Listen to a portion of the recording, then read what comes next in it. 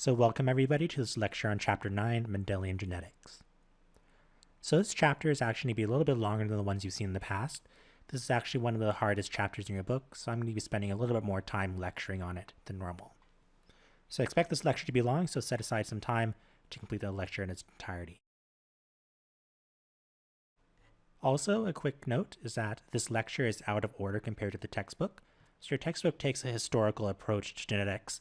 Here I'm going to be taking a little bit more of a modern approach. So I'm going to be explaining it in the way that makes sense to me and the way that makes sense to modern biologists, as opposed to the way Gregor Mendel studied genetics. So remember from last time, we focused on the processes of mitosis and meiosis. So mitosis is for repairing cells, growth, and things like that. So mitosis creates clones of your cells. So if you get a cut, those cells are going to be replaced through the process of mitosis. Meiosis, even though it has very similar steps to mitosis, is actually for a completely different function. So that's for creating sperm and egg. So sperm and egg can sometimes be called gametes. So gametes is a more technical term. So gametes encompasses both sperm and egg. On this slide, I'm actually showing the process of meiosis in a little bit of a simplified form. So we start off with a cell. That cell is diploid, so it has two sets of chromosomes, one from dad, one from mother. In this case, this 2n equals 4, so the diploid cell has 4 chromosomes. In meiosis 1, we have splitting of homologous pairs, and in meiosis 2, we have splitting of sister chromatids. At the very end of this process, we have the gametes, again, the sperm or the egg. So gametes is a broad term, so it could either be sperm or egg. Here in the gametes, we have the haploid count equaling 2 chromosomes. So each sperm or egg has 2 chromosomes in it. So these are haploid cells. So this is just a reminder of the process of meiosis. That's going to be very important for this lecture. So in the last slide, we have a little bit of a hypothetical example where we had a diploid cell with 4 chromosomes and a haploid cell with 2 chromosomes. So remember back to the mitosis-meiosis lecture, humans have 46 chromosomes. So as we saw in the last slide, we started with 4 chromosomes and the gametes had 2 chromosomes in them. So if human cells have 46 chromosomes total, we would expect them to have half the number in their gametes. That's absolutely correct. So a human cell, like a skin cell or a cell from your eye or intestines, that has 46 chromosomes in it. Your sperm or egg, though, have 23 chromosomes. So as you can imagine, each sperm or egg has half a human in it. And so when sperm and egg meet and they fertilize, you want a complete human made from that.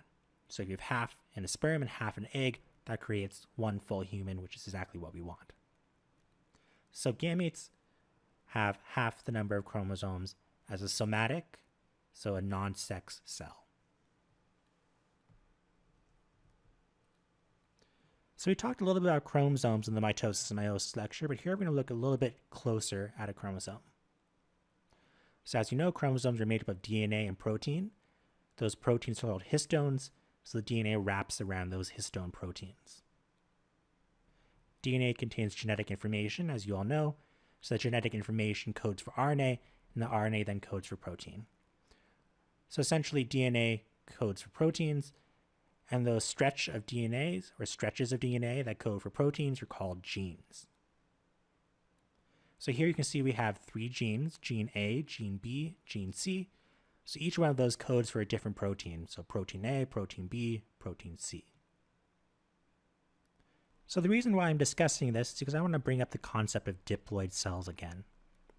So diploid cells is something we actually talked about in the mitosis and meiosis lecture, but I think it's a very hard concept for students to wrap their heads around. So that's the reason why I'm bringing it up again. So as you know, we have 46 chromosomes total. So we're diploid organisms. So actually 23 of those chromosomes came from dad and 23 chromosomes came from mother.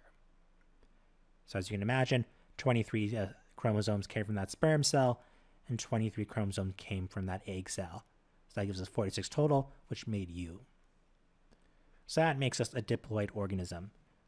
So we have pairs of chromosomes, more specifically 23 pairs, which gives us 46 chromosomes in total.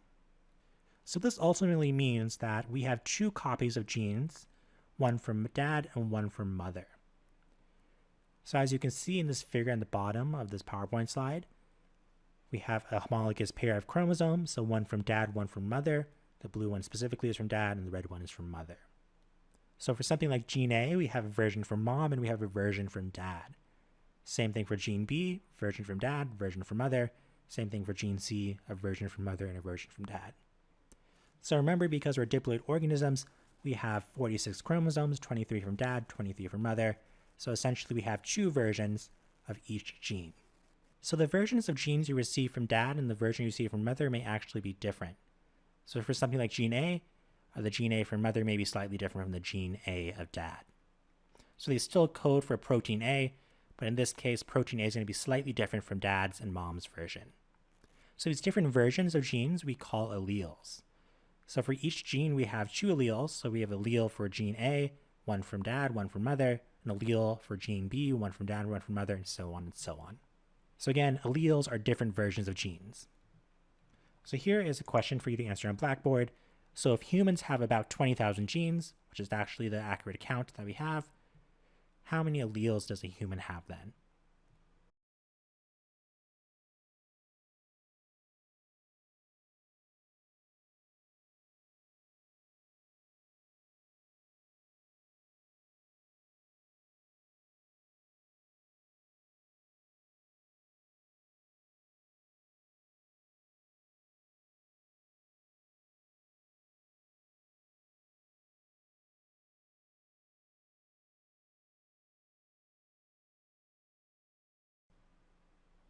So for this question, the important thing to remember is for every gene you have 2 alleles.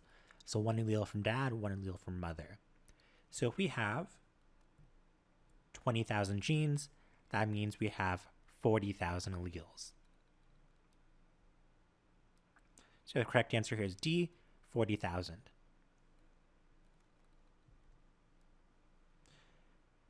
So now we're going to go over a little bit of terminology related to alleles. So if the allele you have from mom is the same as the allele you have from dad, you're called homozygous. However, if they're different alleles, so you have a different allele from mom or dad, that means you're heterozygous.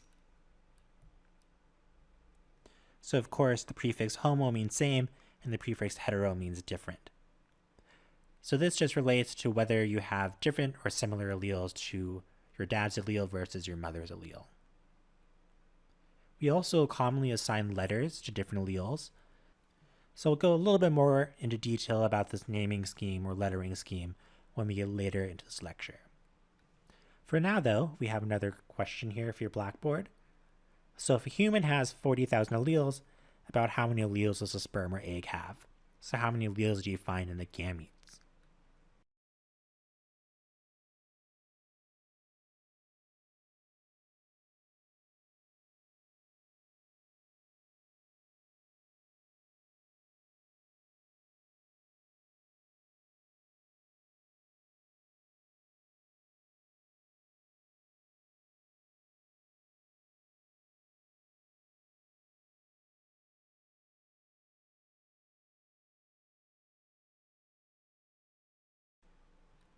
So this question is actually really related to the first one.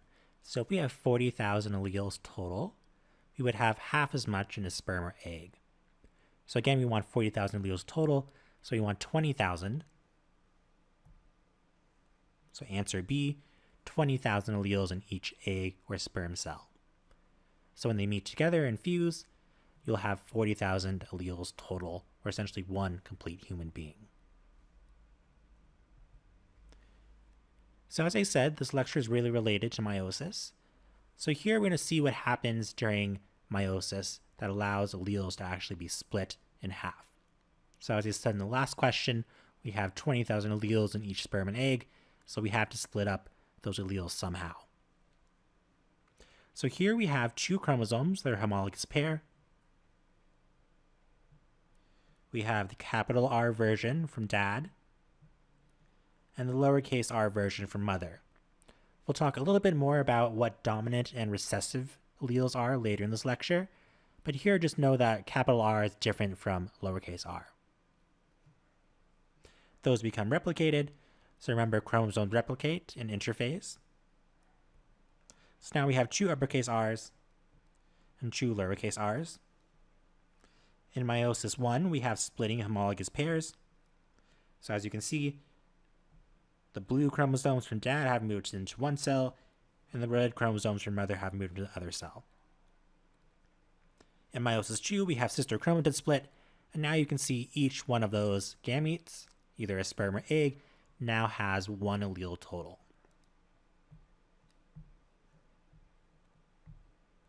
So we started off with a cell that had two alleles, and we ended up with 4 cells each having one allele. So we essentially went from a diploid cell to a haploid cell. And as you can imagine, distribution of alleles can vary greatly. So we have 20,000 different genes and 40,000 alleles. So as you can imagine, during meiosis, there's a lot of variation that can happen. And this variation is due in part to the process of independent assortment and to the law of segregation, both of which we've seen before in the mitosis and meiosis lecture. So here we're going to go over the law of independent assortment again. So the law of independent assortment essentially says that on the metaphase plate, you can have homologous pairs lined up differently. So here let's look at the very starting cells. So on the left-hand side, we have R, uppercase and lowercase, and Y, uppercase and lowercase. On the right, we have the same cell, so same thing, R uppercase, R lowercase, Y uppercase, Y lowercase. So here we have 4 different alleles, one set of alleles for the R gene and one set of alleles for the Y gene. In metaphase, again, due to independent assortment, we can have arrangement of those alleles or homologous chromosomes differently.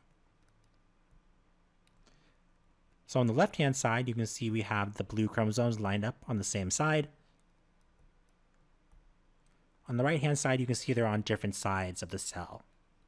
So because of this, we're going to see the homologous chromosomes pull to different cells in each instance. Eventually, you're going to get cells like this, or like this, depending on how those chromosomes lined up during the metaphase 1. And because of this, we get a whole different variety of combinations of alleles in the very end. So we have this R lowercase, Y lowercase, R uppercase, Y uppercase, R lowercase, Y uppercase, and R uppercase, Y lowercase. So as you can see, the law of independent assortment allows us to get multiple different gametes in the very end of this process. So the next question is actually going to have you deal with a question related to that. So it's question number 3. So what is a probability that you would get any one of the 4 allele combinations below?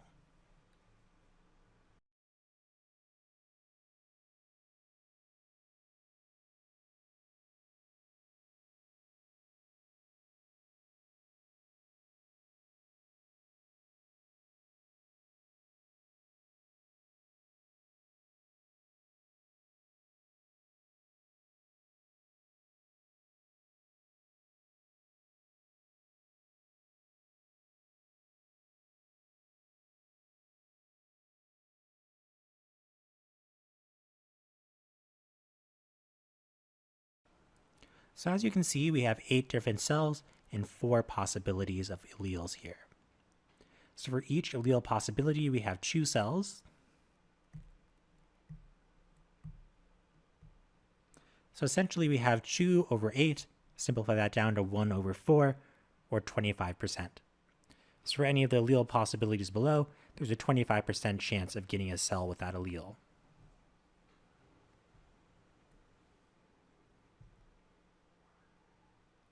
So next we're going to talk about this term genotype. So we've already kind of been discussing this already. So essentially the genotype is all the alleles written out left to right for a human or a gamete.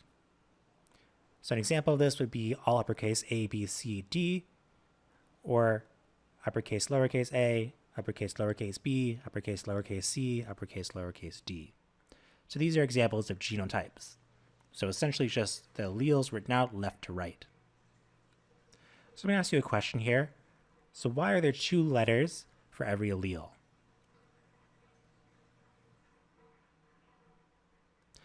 So as you hopefully remember, we're diploid organisms. So being diploid, we have two versions of each allele, one allele from dad, one allele from mother. So here for all uppercase letters, one of those uppercase letters comes from dad, one of those uppercase letters comes from mother. Same thing with the uppercase, lowercase. The uppercase comes from one of your parents, lowercase comes from another parent. And here's another question. How many of each letter would you expect in a sperm or egg? So remember that sperm and egg, or gametes, so they're haploid. So that means they have one of each letter. So essentially they have half a human in them. So in that case, for something like the all uppercase A, B, C, D, there will only be one A, one B, one C, and one D. So they're haploid, which means they only have one version of each allele. So here's a question for you. So based on what we learned about independent assortment, if a human has genotype all uppercase A, B, C, D, what are the possible gametes?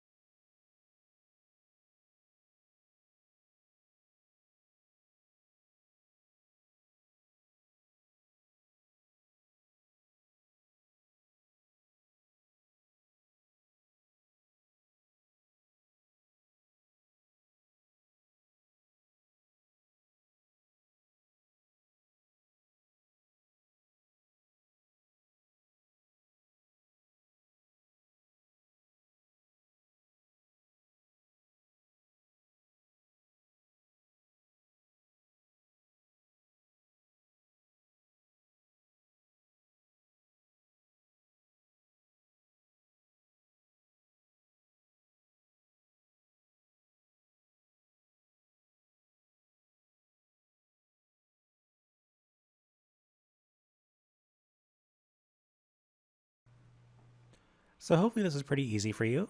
So really there's only one possibility here. So that's A, B, C, D, all uppercase. Again, gametes are going to be haploid. So they're going to have half the number of alleles. So they're going to have one version of A, one version of B, one version of C, and one version of D. In this case, since there's only one version of each, all uppercase, you're going to have A, B, C, D, all uppercase. So here's a little bit more challenging of a problem. So now you have heterozygous organisms. So you have different versions of A, different versions of B, and different versions of C. So again, what are the possible gamete combinations for this genotype right here? So this question is a little more challenging. So you have to imagine you have the following below. So for mom, imagine you have 3 chromosomes, one with uppercase A, one with uppercase B, and one with uppercase C. Really, based on the genotype I have listed here, it's impossible to tell which comes from dad and which comes from mother, but here we're just going to assume all the uppercase letters come from mom. From dad, we're going to have all lowercase letters. So again, 3 chromosomes, each with 1 letter.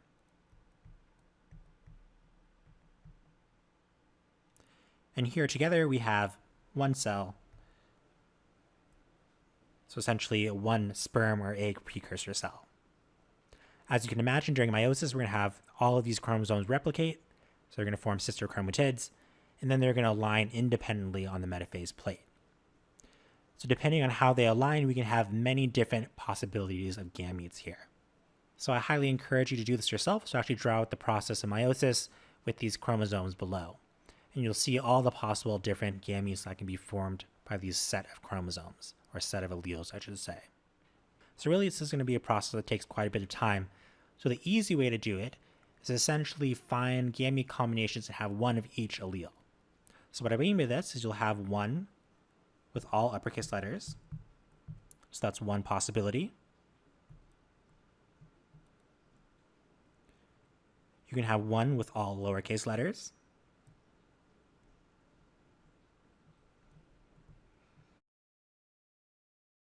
And really now you can start alternating alleles.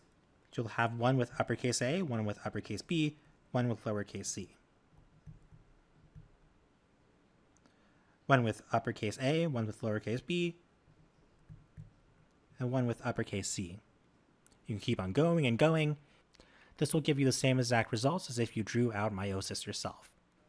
So you're looking for every combination that gives you the 3 letters A, B, and C, and so you're just alternating out alleles, so alternating uppercase and lowercase to find every possible combination.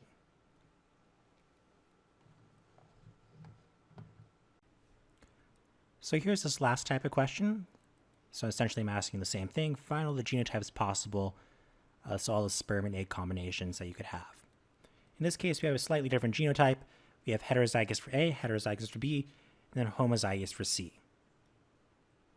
So I'll give you about a minute and I'll come back to answer this question.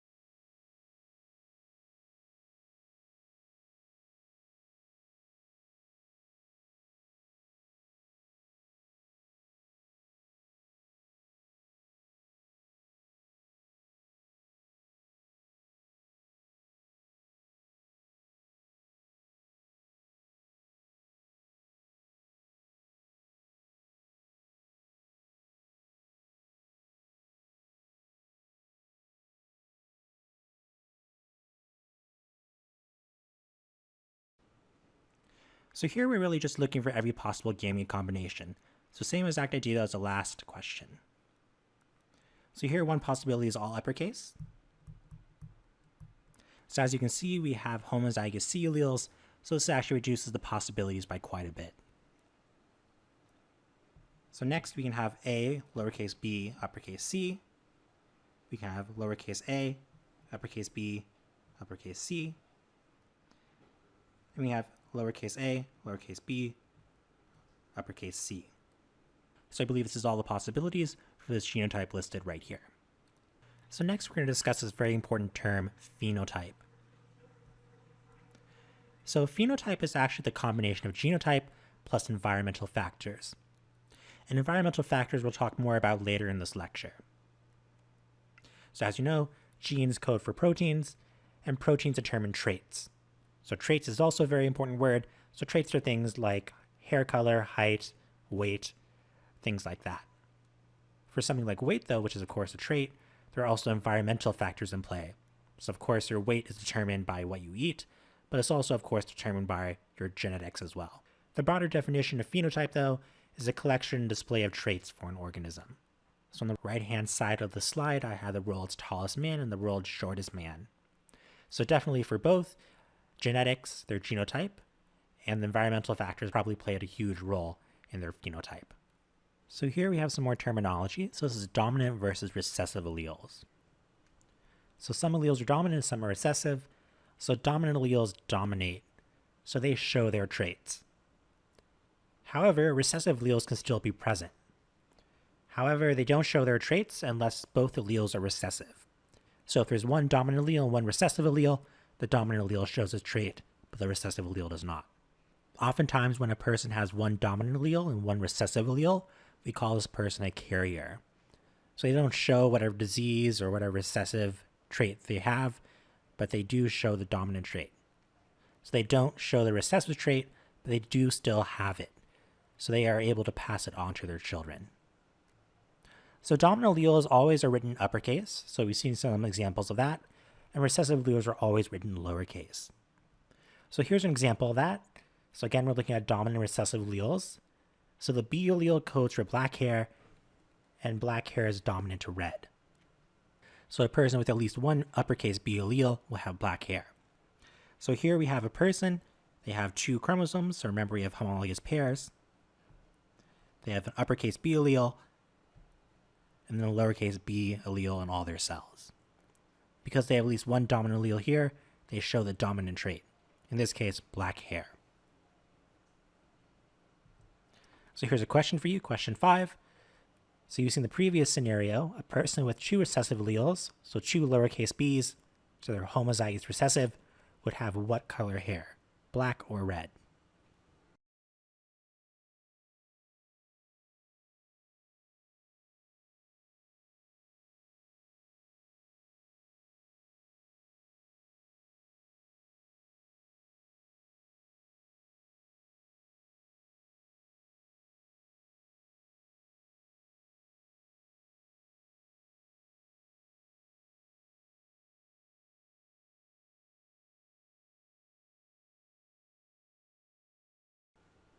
In this instance, since they have 2 recessive alleles and no dominant alleles, the recessive trait shows. In this case, the recessive trait is red hair. If they have at least one uppercase B, then they would have black hair. So here's a similar question. So here this person is homozygous dominant. So they have 2 uppercase B alleles. So what color hair would they have in that case? Black or red?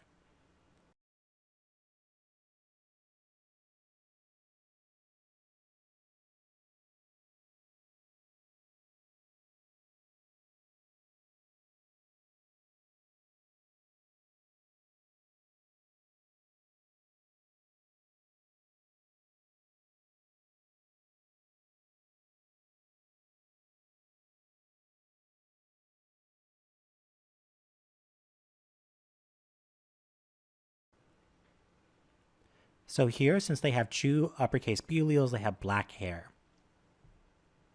So even if you have 2 uppercase B alleles, you're homozygous dominant, that doesn't change your hair color. You're still going to show the dominant trait. In this case, the dominant trait is black hair. So really the bulk of the questions that you're going to find in the exam are going to come from this type of question, and that's predicting offspring. So that's the type of question like we have below. So imagine a mother has a genotype of uppercase B, lowercase b, and the father has a genotype of uppercase B, lowercase b. So they're heterozygous for this B allele. So essentially the question here is, what are the genotypes of gametes for each parent, and what are going to be the genotypes of their offspring? So to answer this type of question, we use what's called a Punnett square. So it's named after a scientist called Punnett, and this is a very common technique to predict offspring. So the first thing we need to do here is actually find the possible gametes that the parents make. So we practiced this earlier. So remember, a sperm or egg is going to have one version of each allele. In this case, we only have uppercase B, lowercase b, so there's really only 2 possible combinations. So you could have uppercase B, or you could have lowercase b. So those are 2 possible combinations. So all the sperm or egg are either going to be uppercase B or lowercase b, one of those 2.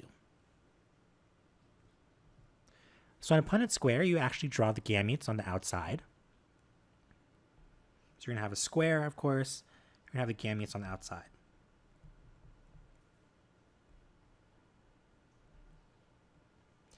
In this case, since we have 2 possible gametes, we have 2 possible letters that go on the outside. So one set is for dad, and the other set is for the mother. So it doesn't matter which goes on the top and which goes on the left. You just need both alleles from both parents present in the square.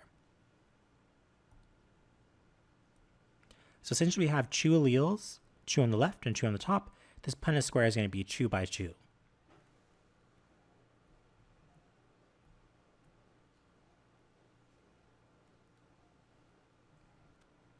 So now we just fill in the square using the gametes on the outside.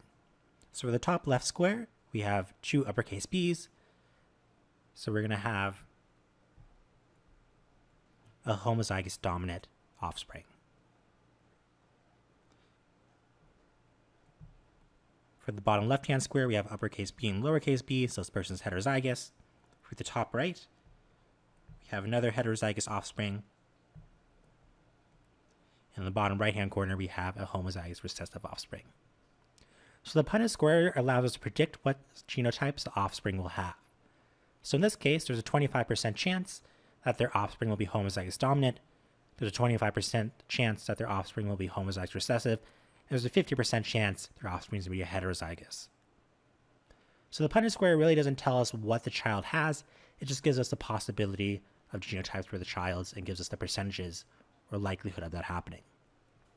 So the next concept I'm going to introduce are ratios, specifically genotypic and phenotypic ratios. So these sound exactly like what they are. So a genotypic ratio tells you the ratio of genotypes, and the phenotypic ratio tells you the ratio of phenotypes. So let's go back to our Punnett square that we did in the last slide. So you can see we have 1 homozygous dominant, 2 heterozygous, and 1 homozygous recessive. So 1 to 1 is our genotypic ratio. This can also be written as 25% homozygous dominant, 50% heterozygous, and then 25% homozygous recessive. Same exact thing as writing 1-2-1, just here using percents. So the phenotypic ratio, this is a little bit different. So you need to know what the phenotypes are. In this case, the homozygous dominant and heterozygous both have black hair. The homozygous recessive, though, has red hair. In this case, we have 3 black-haired children and 1 red-haired children, or child. So in this case, the phenotypic ratio is 3-1, or 75% black hair and 25% red. And here's what's written out for you. So again, 1-1 is our genotypic ratio, and 3-1 is our phenotypic ratio. So consider what these numbers mean. So they're very different. So be aware that genotypic ratio is often different from phenotypic ratio. So you're not always going to see them matched up. So next we're going to discuss the idea of probabilities. So you can actually multiply multiple probabilities together to find the total likelihood of something happening. So imagine I'm flipping a coin and I want to know how likely I am to get heads. So of course your answer would be 50%. So what about getting heads 2 times in a row? So it's probably easy, you can do that on your head. So you're probably saying 25%. What about 3 times getting heads in a row? So that's probably a little bit more challenging. So here what we're actually doing is we're multiplying percents together. In this case, for 25%, we multiplied 50% times 50%. Of course, we're not just multiplying 50 times 50, we're multiplying 0.5 times 0.5. For heads 3 times in a row, it's going to be 12.5%. So here we're multiplying 0.5, or 50%,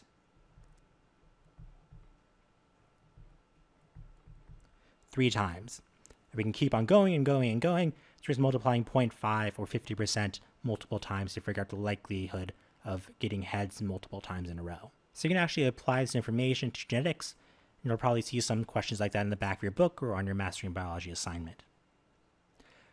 So a quick note is that the probabilities don't need to be related to each other. So the probability of me getting heads is 50%.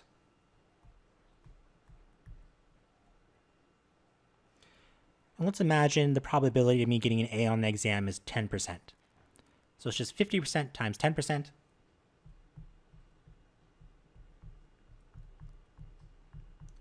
Which equals 5%. So 5% is the probability of me flipping a coin and getting heads and also scoring an A on the exam. So the probabilities don't need to be related. You just multiply the percentages or likelihoods of them happening together, and that will tell you the likelihood overall of that event happening. So here's a question for you. So what were the phenotypes of each parent, and how did they get a red-haired baby?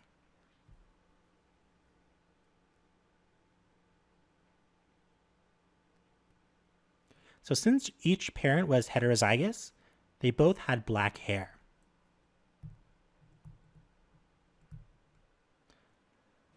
So a black-haired couple got together, and they somehow got a red-haired baby.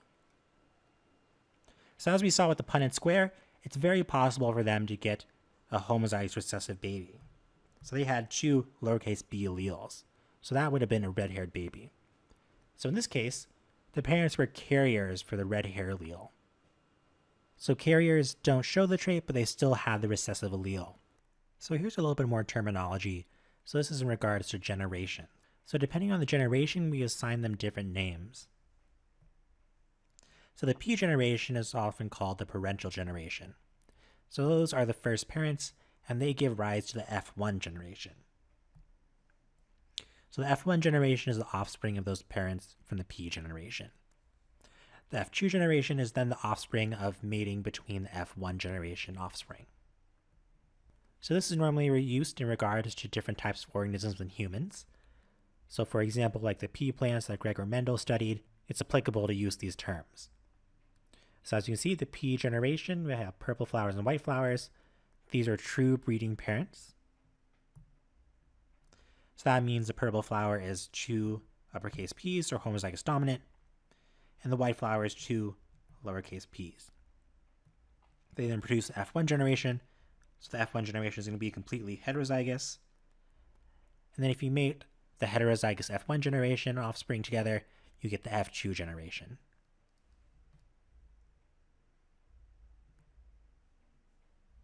And here's the actual genetics behind that. So again, sort of what I've written out. So now let's try a little bit more challenging of a cross.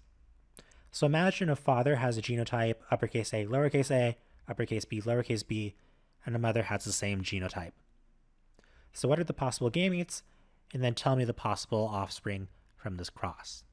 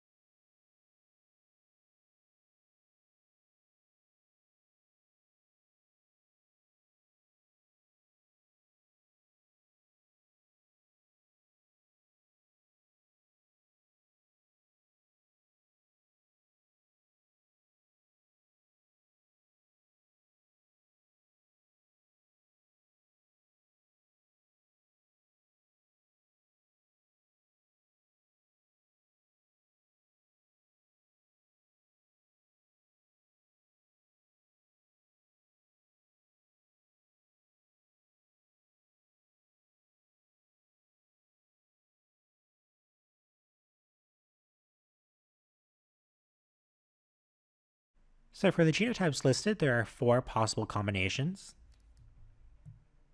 You have uppercase A, uppercase B, lowercase a, uppercase B, uppercase A, lowercase b, and then 2 lowercase letters. So those are the 4 possible gametes. And you get the same possibilities from the mother as the father.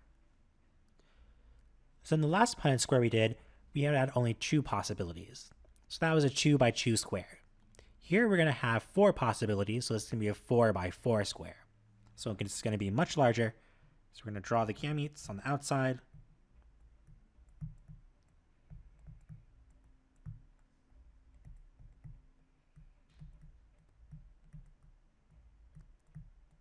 So as you can see, we have 4 on the left, 4 on the top, so we get a 4 by 4 square.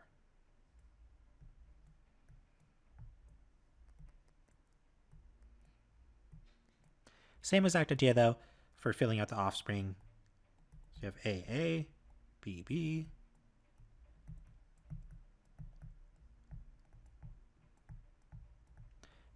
and you can see it keeps on going, so you can fill out the square completely. So this is called a dihybrid cross. So essentially we're crossing 2 traits here, so the A trait and the B trait. So this is a dihybrid cross.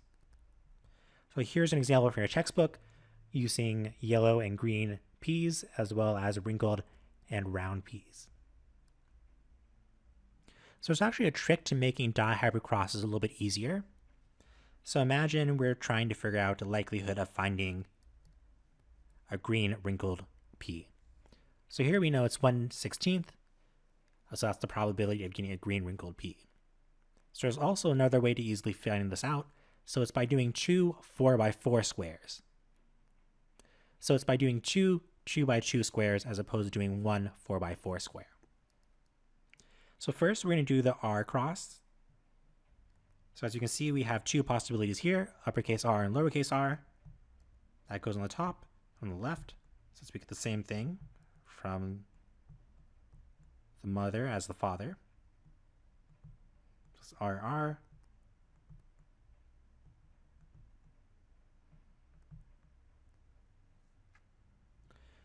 So a wrinkled P is going to be homozygous recessive here.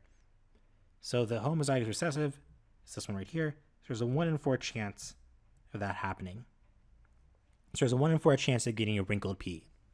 So next we do the yellow versus green. So again, we have 2 possibilities, uppercase Y and lowercase y, uppercase Y and lowercase y.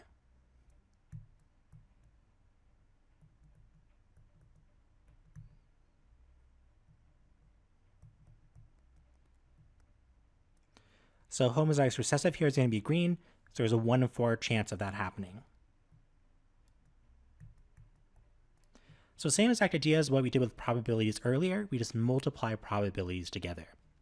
In this case, it's 1 over 4 times 1 over 4, which equals 1 over 16.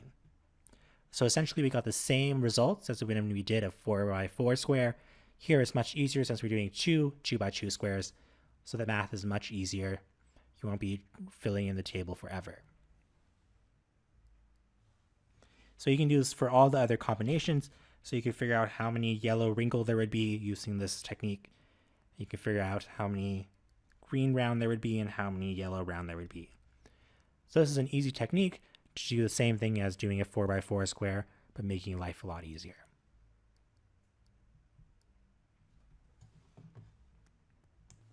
So next up we have implying genotypes. So as you expect, we can imply genotypes based on observed phenotypes.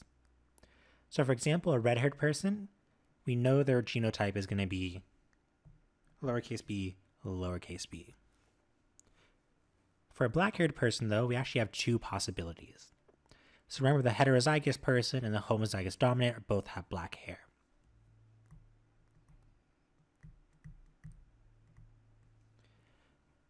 So to actually figure out if they're heterozygous or the homozygous dominant, we do a test cross. So this isn't actually something you would do for a human, it's more for animals and for yeast and other things where we can actually selectively breed them. But here we'll use an example anyways, since it's something we're already familiar with. So to figure out a test cross, you need to see what the offspring of the black-haired person and a red-haired person is. So the red-haired parent, you know, is going to be lowercase b, but we don't know if the black-haired person is heterozygous or homozygous dominant. So depending on the results of their offspring or what offspring they get, that will tell us what their genotype is. So here we'll do a test cross. So we'll do a heterozygous black-haired person and also a homozygous black-haired person. Each of them crossed with a red-haired person.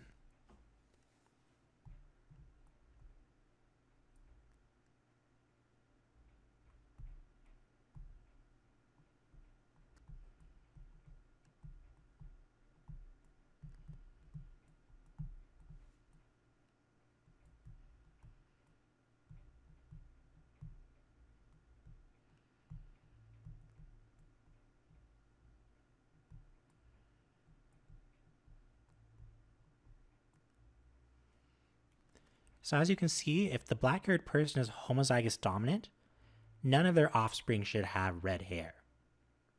So in this instance, we would cross the black-haired person or the red-haired person, and if none of your children have red hair, that means that parent is homozygous dominant.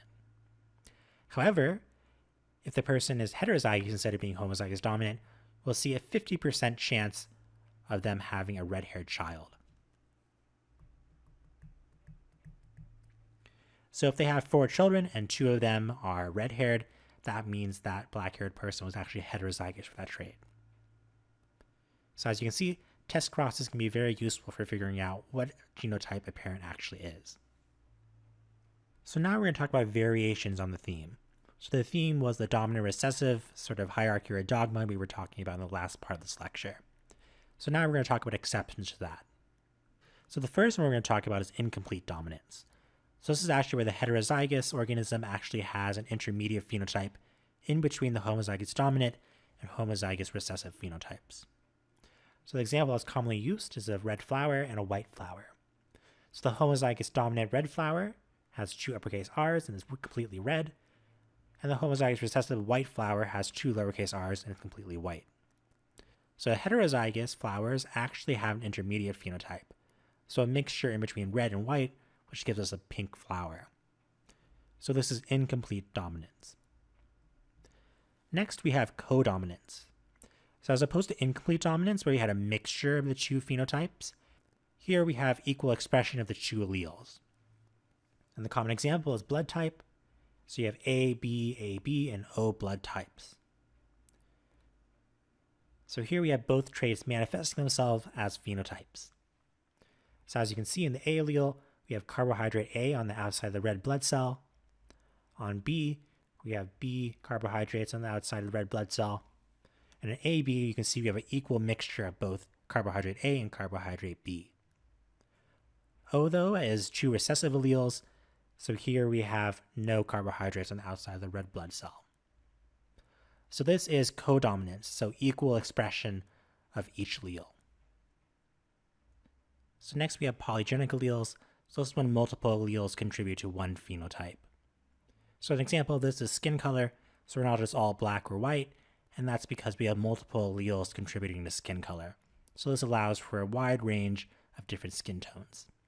So as you can see in the Punnett square on this slide, we can have many, many different skin color combinations based on the alleles we have. And it turns out that many of our phenotypes are polygenic. So that is, we have multiple alleles contributing to them. So of course, these are things like height, skin color, hair color, eye color. All of these things are contributed to by multiple alleles. It's not just simple Mendelian genetics. Here we have multiple alleles contributing to our phenotype. Next, we have pleiotropy. So this is essentially the opposite of polygenic alleles. So this is when one gene affects many phenotypes. The next exception is linked genes. So these are genes on the same chromosome and that tend to be inherited together. And so for now, let's ignore the example, and I'll ask you a question. Can genetic material be exchanged between homologous chromosomes? And so the answer should be yes. So remember, crossing over, that allows us to exchange material between homologous chromosomes. So here's an example of linked genes. So P and L are linked together, so they're on the same chromosome. And you can see that crossing over allows us to get all four possibilities of gametes. However, the caveat of this is that as genes get further apart, they're more likely to cross over. The closer they are, the less likely to cross over. So that genes that are very close to each other, so if P and L were very close to each other, it would be less likely that they would form these gametes. If they were further enough apart, then you would see them cross over more often, and you would get the four possible gametes shown here. So next up, we have sex-linked genes. So these are when alleles are on a sex chromosome, so either on the X chromosome or Y chromosome. Also, a term I want to introduce is autosomal. So autosomal chromosomes are the 44 non-sex chromosomes in humans. So really, a sex-linked cross works the same way as a regular Punnett square. Here we just have more information. In this case, we know our allele is actually inherited on the X chromosome. Also notice that a male does not have it on his Y chromosome, so the R allele is only found on the X chromosome. So the Punnett square happens exactly the same way. So for a female, you would have two X chromosomes, each with its own R allele. And for a male, you would only have one X chromosome with an R allele on it. His other sex chromosome is going to be the Y chromosome, which doesn't have that allele on it.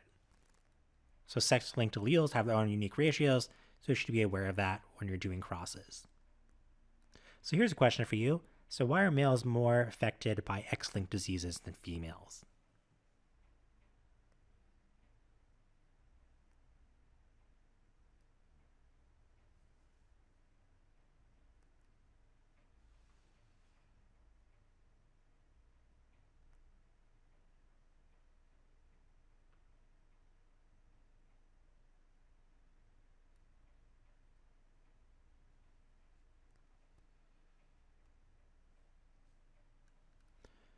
So as you may have guessed, males only have one X chromosome. So it only takes one hit for them to have a disease. So if they have one lowercase r allele, they would be affected by the disease and they would have whatever disease that is. And lastly, we have environmental impact. So remember, phenotype is both genotype plus the environment. So here we have two twins in this photo.